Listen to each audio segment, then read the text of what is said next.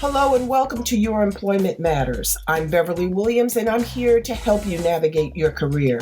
This is for anyone who's searching for their dream job or promotion, or perhaps you're just looking to hang on to the job you have. Today's work environments are multi-generational, multi-religious, multinational, multiracial, and multi-gender identity. Add market disruptors like Amazon and Lyft, along with the addition of AI, and it's easy to see why finding and keeping a job is such a challenge. Employment success and even employment survival depend on your ability to adapt. That's why my goal for this 30-minute podcast is to first advocate embracing change and differences, and second, to encourage you to proactively assume responsibility for your career. Get your work week off to a good start by listening to Your Employment Matters every Monday. Find out how to own your career and get the best practices for making your employment matter.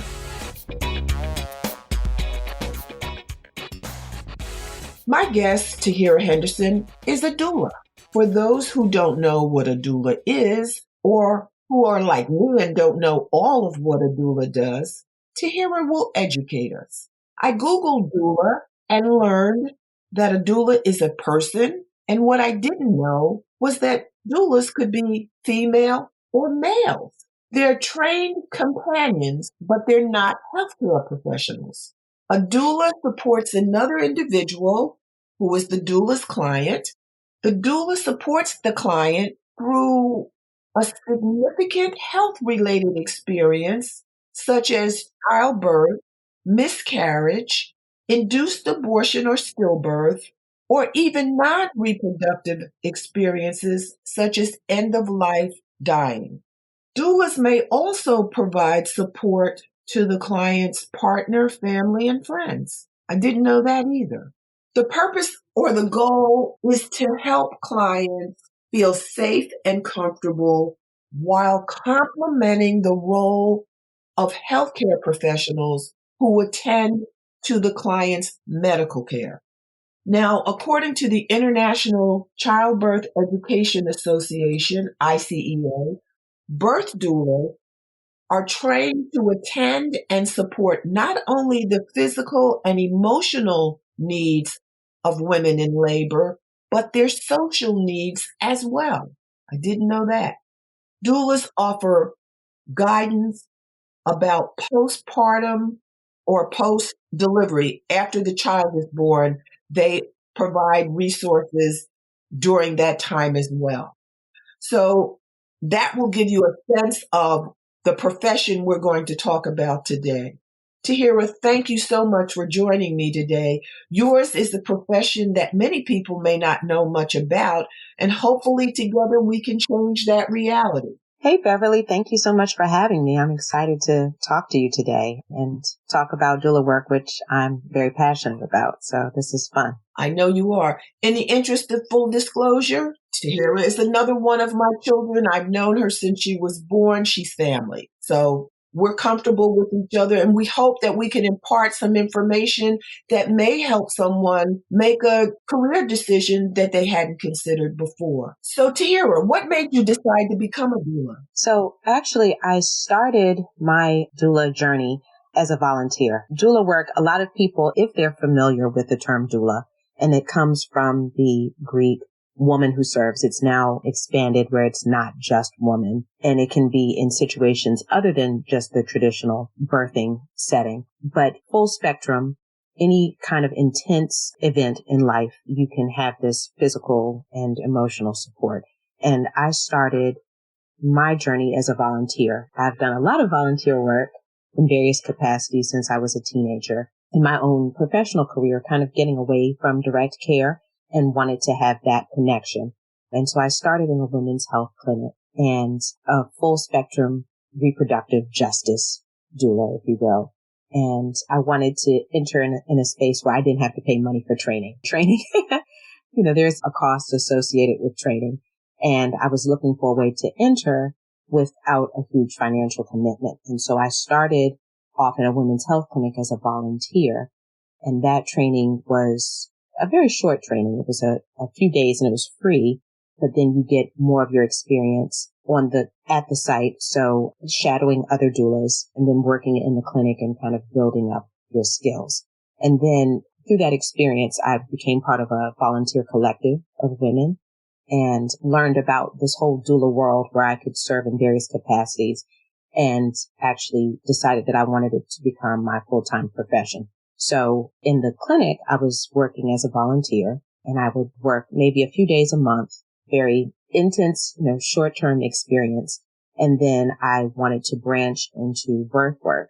Birth work is very intense, and so most people are not doing that as a volunteer. They may have a few pro bono clients if they do it all, but it's on call because birth happens whenever.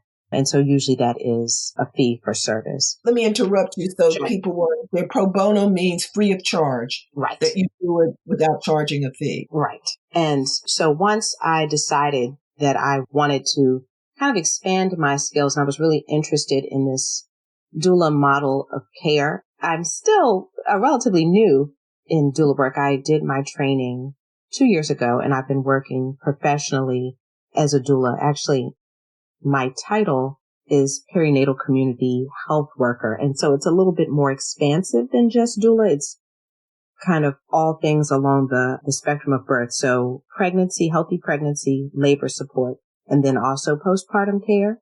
Once I decided that I wanted to really engage full time, I went to a kind of intensive training, and my desire to do birth work was very specific to Black women's experiences in maternal health and maternal morbidity rates. So initially when I started as a volunteer, I wanted to have a direct health experience, and that came from my own personal experiences as just an adult kind of navigating the health world and experiences with doctors, experiences with my own health, talking to my friends, and maybe they've had some hardships or difficulties. And the kind of care that I would give as a doula to a client is the kind of care that I would want my sister to receive. So that is definitely my approach, is that this could be one of my friends, this could be my sister, this could be a family member, and I would want someone there to hold their hand, to talk to them, to help them be educated, to make informed decisions. And then once I understood that we are very much in a crisis with maternal health, and especially for Black women, I wanted to get training that was culturally competent, specific, and sensitive, and really address Black women's needs with this crisis. So that pushed me to get more training, and more training that was really specific to Black women's needs in my community that I was seeing. Can you speak a little bit more about the crisis you refer to? I don't know whether everyone is aware of the crisis in the minority community with respect to childbirth. So right now in the United States, we have almost developing world maternal morbidity rates. So women dying because of childbirth or shortly after, usually within the first 42 days, we have rates that are much worse than any other developed nation.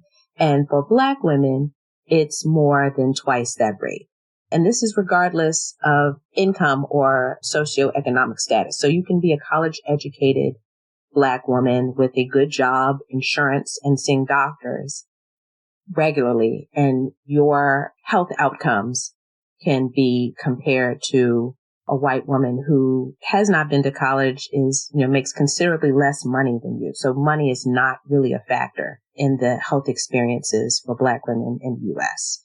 There have been several kind of high profile cases in the news of these healthy women or seemingly healthy women who have babies and are dying in childbirth in modern times in the recent years. You're looking around, you're like, this is crazy. This is the U.S. How are women dying in childbirth? That wasn't something I grew up knowing about. That always seemed like a problem from hundreds of years ago. Like, women don't die in childbirth in modern times. And I started hearing more stories about this and how their concerns were ignored, their pain was ignored. And unfortunately, this has resulted in many cases, death for Black women. And that really felt like a call to action for me personally. I understand. You got the training that you needed. You got the practical experience that you wanted and needed. You are committed and passionate about making a difference in our communities. What else drives? So my training, and training really does vary from state to state. There's not like one licensing body for doula training. The training that I received was a 7-month intensive training that also included many like apprenticeship hours. Oh, some doula training, you do your training and that may be short. And then on your own, you find apprenticeship opportunities. For most people, for their training to be kind of considered valid or taken seriously, even though there's not one body, people want to see that you've done some work with people who've been doing this work for quite some time or respected. You would hope that someone isn't training for a couple of days with no experience and then just saying, hey, we can, we can support you through all of these intense experiences with very little support. So the training that I went to had all of it built in. But once I got the training and started working full time, which is what I do, anywhere from about 20 clients at one given time. Once I started following them through their pregnancies and, accompanying them to doctor's visits and then supporting them through their labor and postpartum, I saw a huge difference just in their lives, in the data and reported outcomes. So, accompanying them to doctor's visits and providing childbirth education and then working with my clients to see that, they're now informed of the process. They understand what's happening. Their style of communication with their doctors is much more open and fluid. It is a conversation. It's not just the doctor telling them what to do and them maybe listening or not. They kind of understand the reasons that suggestions are made.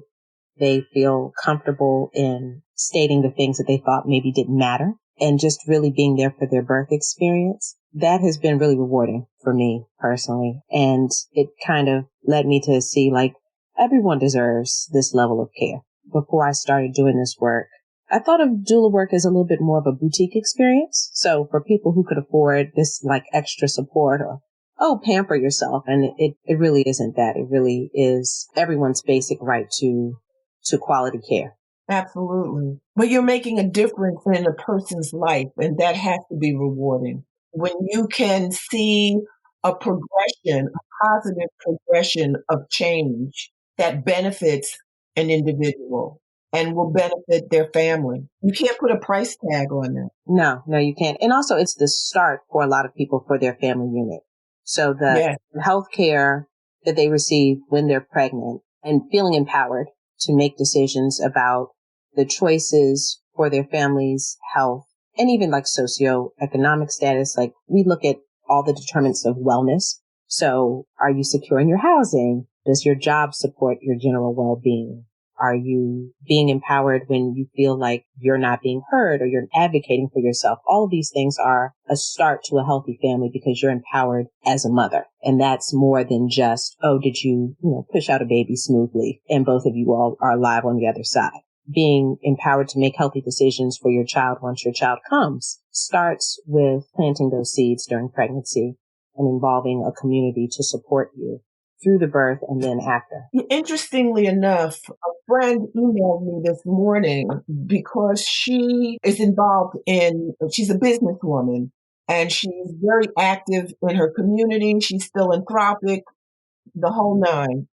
And she sent me an email asking me if I had become aware of the effect the pandemic had on working parents, and particularly she has a phrase, maternal wall bias, that I had not heard before. And consistent with what you're saying, it seems like the pandemic may be impacting women more than males. Oh, absolutely.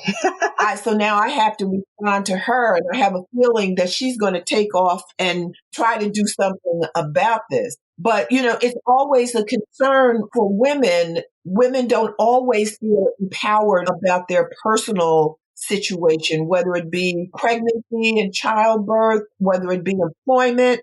And we have to take steps to change that. And I think you're making what your work is doing is helping chip away at that negative situation. We can change it. We can make a difference. Absolutely. And by supporting people, if nothing else, by supporting women, if nothing else. But let me ask you this, Tahira, because I know that you graduated from Spelman in Atlanta. Yes. Do you need a degree to become a doula? You don't.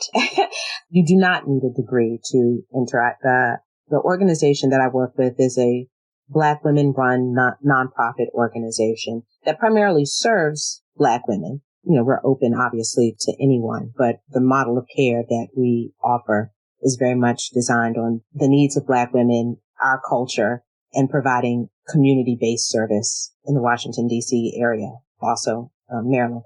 But the people that I work with, range of education levels.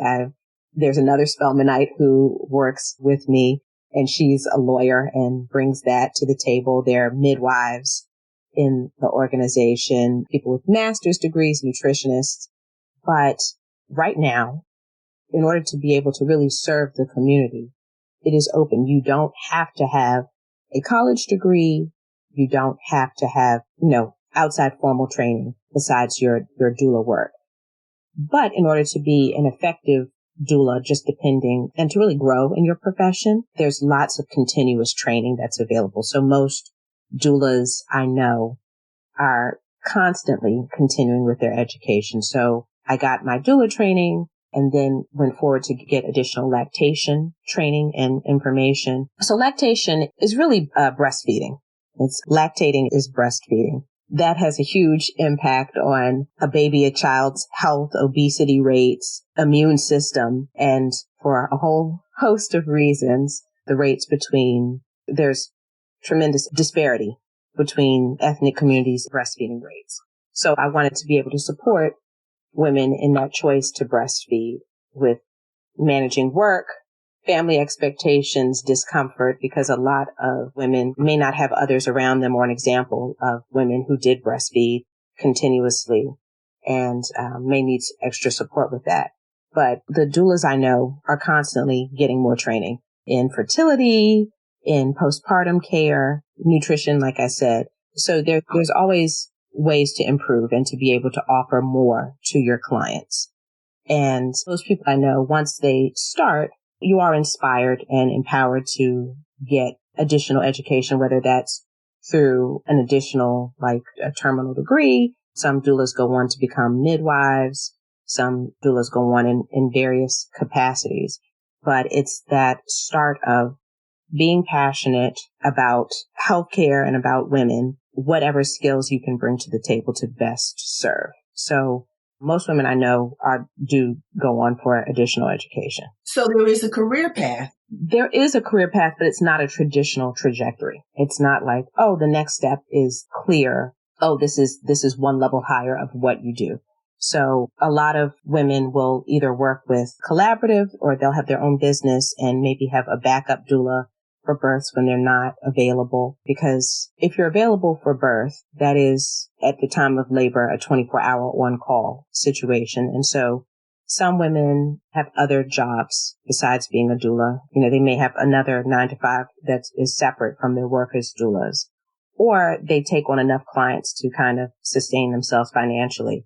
But then you do run the risk of not being available for every single birth. So you may need backup or, support with other people in the field just to make sure that you're available for everyone. So you can go on to a whole host of other professions in kind of perinatal health care or just running your own business, child development, family support.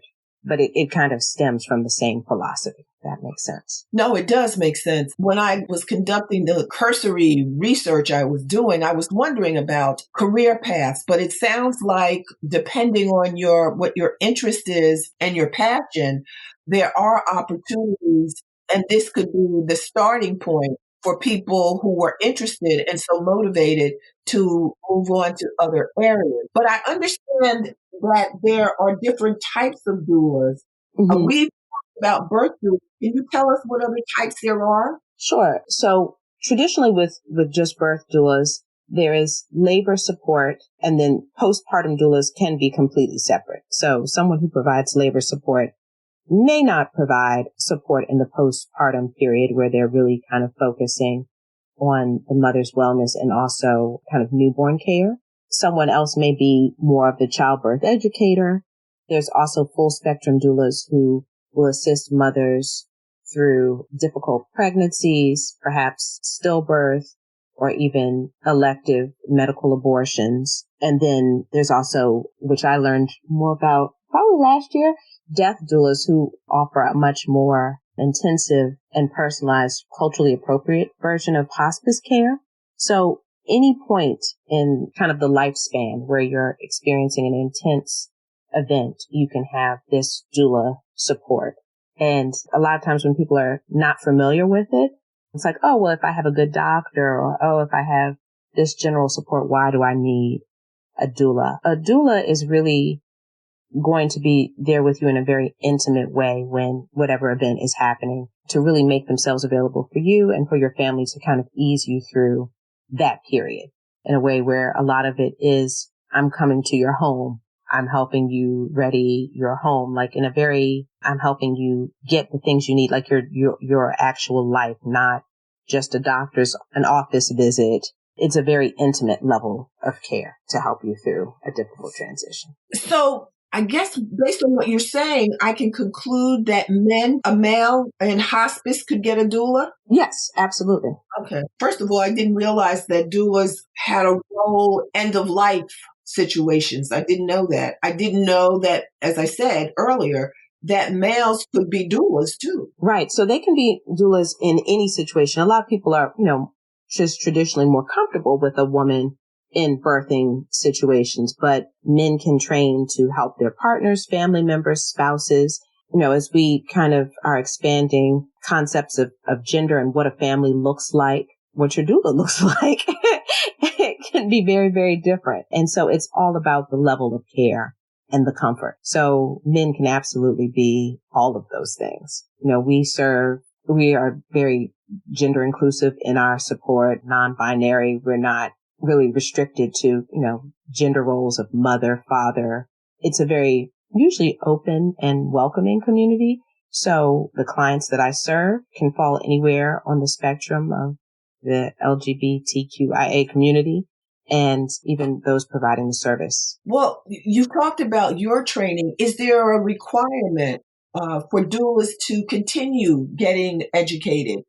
Like annual seminars or courses to keep up on industry or profession developments and techniques so that you're always on top of what's going on in your profession? Is there a continuing professional education requirement? So there isn't one. A lot of it's based on states. Like, for instance, at my job, I can go into any hospital in the city as a doula with my organization. It's recognized, and we have basic life to be able to be insured, private insurance as a doula. So to be insured as a home healthcare support person, community healthcare support person, I have CPR certification, basic life skills training.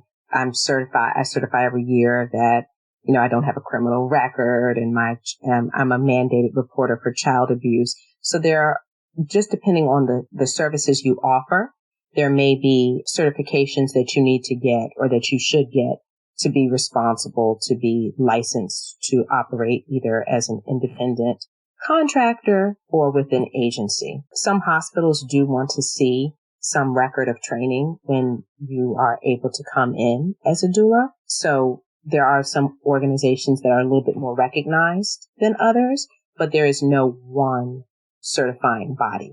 So I have a whole host of just certifications that I usually do either annually or biannually, just for kind of safety, insurance. We're going into homes, so food safety, like if we are providing that service, then we want to be certified that we're able to do it safely and effectively, and we've taken the time. But that is not a requirement of being a doula. And in order to make it, the whole idea of, especially with community support, is we don't want to price people out of the profession. A lot of people sometimes, and I'm jumping a bit, but a lot of times people confuse doulas with midwives who health practitioners. They are very much like the doctor or nurse. They are delivering the baby. I'm supporting the mother and the baby, providing emotional and physical support, but I'm not the person who actually is delivering the baby. But there was a tradition of midwives in this country. More often, the granny midwife was in rural settings,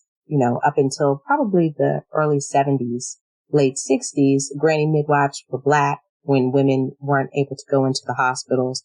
And then when integration happened, there was a change in requirements, and most of the midwives you see are certified nurse midwives who are registered nurses. And that ended up putting a lot of women who had traditionally been in the field out of business. And so while there's a desire for recognizing our profession and recognizing that we do have skills, we don't want to push people out of the profession with all of these requirements for licensing or expensive requirements for training. We want to make sure that it's safe, Right. but we want it to be open, and we want it to be accessible. One of the things you mentioned the phrase independent contractor. Mm-hmm. Now, I know what that means. Now, it means that you're not an employee, right? That you're in business for yourself. Mm-hmm. And that is something that people that are listeners should be aware of.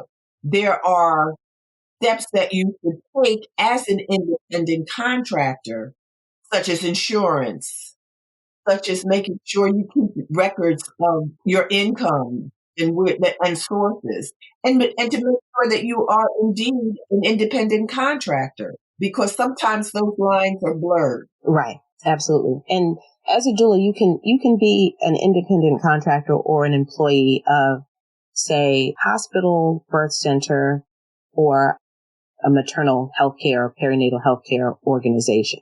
So you have a few options, but all of those options have their own requirements for work and for licensure. The organization that I work with does bill through insurance. So there's a whole host of, record keeping, medical billing, record keeping in order to be able to bill insurance for our services. And, there's a lot of data that we need to be able to keep to ensure that everything is happening safely, that requirements are being met, and that we're producing outcomes, that this isn't just some feel-good service. So it really does vary from state to state, and a lot of the way that you share information about training is actually talking to other doulas in your state locally. What are your experiences in the hospitals? Which hospitals do you work at? What are the rules? If you're working in a birth center or if you're working independently, what are the people around you doing? What are they charging? How do they do it? What do their contracts look like? That's a good start to kind of developing your own business or your own approach to training and working. Well, one of the questions that came to mind, because we mentioned the word, but I haven't explored how you get them. Clients. Mm-hmm. How do you obtain clients? You say you have about 20 currently. Mm-hmm. How do you acquire clients? How do they find out about the availability of doulas? How do they identify you as the doula they want? So the organization that I work with, clients are often referred. They're referred 3 ways: by word of mouth, through other clients, like family members and friends of other clients. And they say, oh, I've had a great experience. You should do this too. Oh, you're pregnant. This was really helpful for me. You should do this too. They're also referred by their insurance agency or doctors if they spot a need for an additional support. Say they have a high risk pregnancy. Maybe they don't have much family support, and doctors, spot like, hey, this person would benefit from our program and from our services. And then also social media. A lot of people who work for themselves will kind of advertise their services through the local community with social media. They'll develop their own website. They'll reach out to mommy groups or pregnancy groups, chat rooms where people are kind of sharing best practices. Basically, you go to where the mothers are and you advertise your services, and people are looking. They are absolutely looking and are interested. And that's usually the best place to kind of start. Now, if a woman is pregnant and decides that she wants a doula, let's do it both ways. She has health care insurance and she doesn't have health care insurance. How does she get one? I mean, the woman that doesn't have health care insurance, she may, unless she can afford it herself, will she be able to get a doula?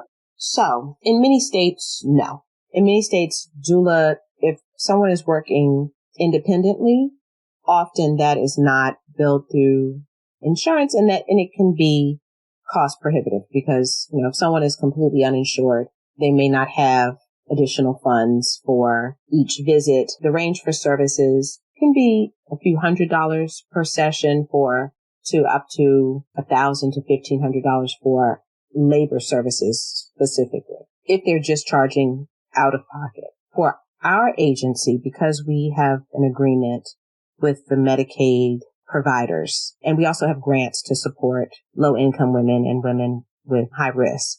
So if someone comes to us, we will sometimes help them get insurance as part of our social service support, or we may be able to support them through a grant. That's with our program in Washington, D.C. That may not be available in the city where someone without insurance is living. But there may be resources that people should try to identify. But also in most states, there are emergency prenatal services where someone can be quickly enrolled for Medicare if they are pregnant. So the need to get prenatal care is high. And even if someone may not have qualified before, may have been kind of in between either jobs, or for some reason they didn't clearly have Medicaid or the health exchange insurance, they should be able to go into a community clinic and be assisted to get emergency care and support through this prenatal labor and immediate postpartum time. So if someone doesn't have insurance and they're kind of worried like, oh, I haven't gotten any prenatal care, but I don't have insurance, I can't afford it, they can always go to a community clinic, be evaluated, and be signed up for support. Well, Tahira, what advice would you give anyone, male or female, who might want to explore the possibility of becoming a doula? So I would tell them to look into their training, look into kind of how they want to work. So do you want to do this as a full-time profession? Would you want to maybe take on a few clients a month and still keep an unrelated 9 to 5? How would you be able to balance that?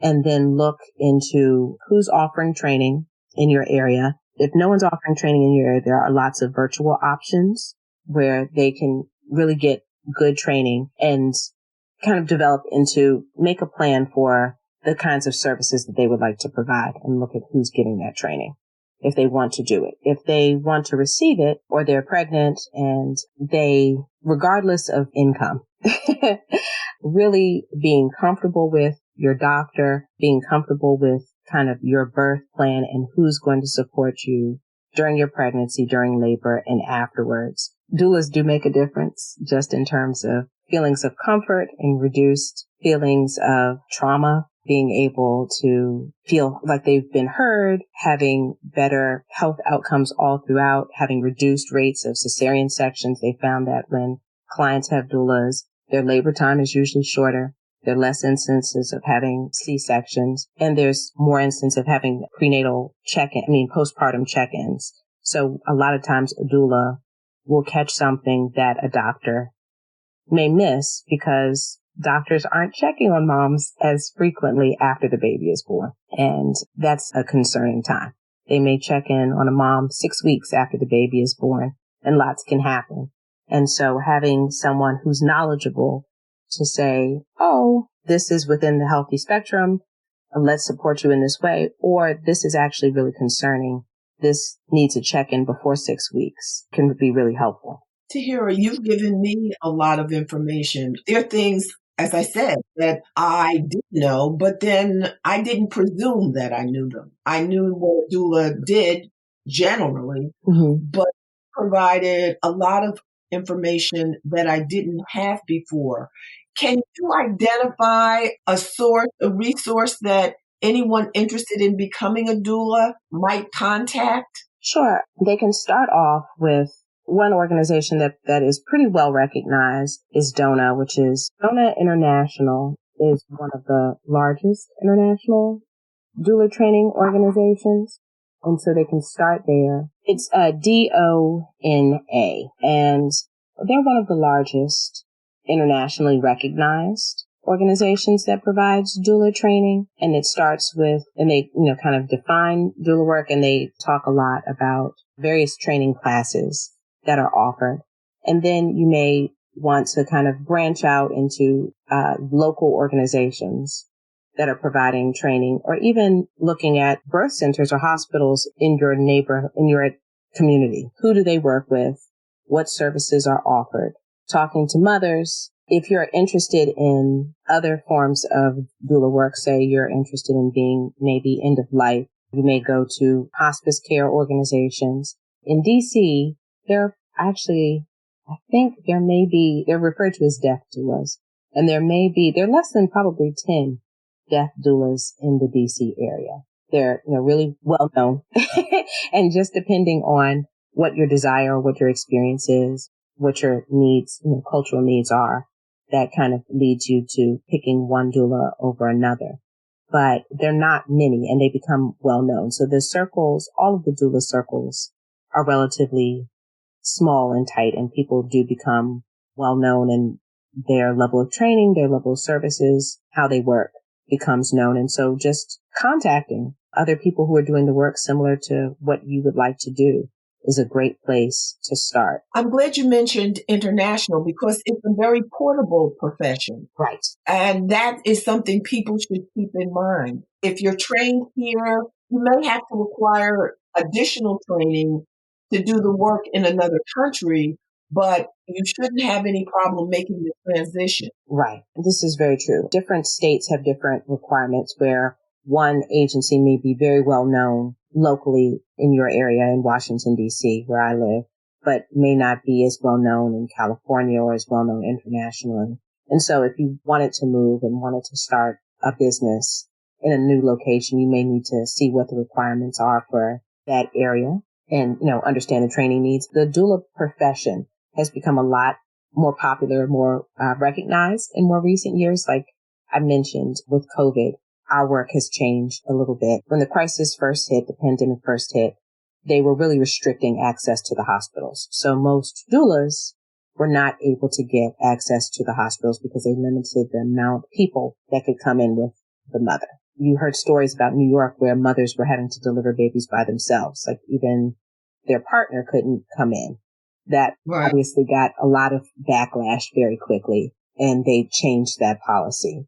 And as we've understood more about COVID and, best practices and how to protect yourself, states and hospitals are adjusting their requirements. So in DC, there are no hospitals that don't allow a support person. And now some hospitals are even making space specifically for doulas. So they're allowing one family member support person and then also a trained doula, because they know that we have requirements for our own COVID testing and social distance, policies because of our work. Like we're going to be sensitive to that. We're going to keep in mind our own health and safety and those of our clients. So we're not the same as, an aunt living their life and just coming in for the birth of a family member. But people recognize the importance of doula care, and mothers specifically said, no, we see a difference in our care, our comfort, our needs, and we're not going to let this pandemic,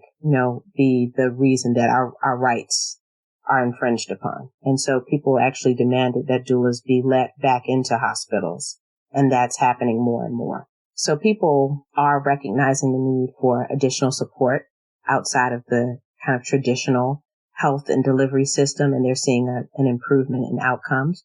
So there's a lot more opportunity in recent years for doulas to work anywhere in the country, really, and even international opportunities. Well, that's a clear indication that you're making a difference. If you weren't, they wouldn't have made that exception. Right. And I will say, even when I started coming back in, because we were working My job, I definitely was a home health care provider in terms of prenatal appointments, postpartum appointments. And then when you went into labor, everything was in person. Nothing was like virtual. Nothing was over the phone. Because of COVID, initially it became all virtual, which was a pretty steep change and learning curve for us to provide virtual support. And now we have a more of a hybrid model to ensure everyone's safety. But it was very different, not being in the hospital. And then when we started coming back, a lot of the nurses and even the doctors were like, no, it actually is good to have you back. There's, a difference in the care needs because we don't leave you. A doula is going to stay in the room, the doctor and the nurse obviously is, giving great care and, has a limited number of clients, but they're still making rounds. Sure. If I'm in the hospital, I'm by your side really until your baby's born. And so I'm not leaving at any point. So I'm able to spot something much faster. And even, when a client doesn't necessarily know to press the button and ask, I'm looking at them and I'm like, nope. Let's get someone in here right now. Or just a physical need. I'm thirsty. I need a massage. I'm, in pain. There's somebody who is looking at you and not leaving your side and giving that immediate attention. And so that allows the medical staff to really focus on more clients and do their job a lot more smoothly because they know somebody is watching. That's great. Tahira, I so appreciate you taking the time to share your experience, your employment journey, and your knowledge with us because I'm better informed. I appreciate that. I appreciate the fact that our listeners may not be better informed. They know more than they knew before they started listening. And I sincerely appreciate what you do and the passion with which you do it. Thank you so much. Thank you for having me. This has been fun to talk about and fun talking with you, as always. Thanks for listening to Your Employment Matters with Beverly Williams. If you found this podcast helpful, please subscribe and leave a review. I truly appreciate your support, and that helps other listeners find the podcast. If you have a comment, question, or suggestion, you can reach me at bawilliams@youremploymentmatters.com. My book, Get the Job Done, is available on Amazon.com and BarnesandNoble.com. Please join me again next week. Until then, remember to embrace change and differences.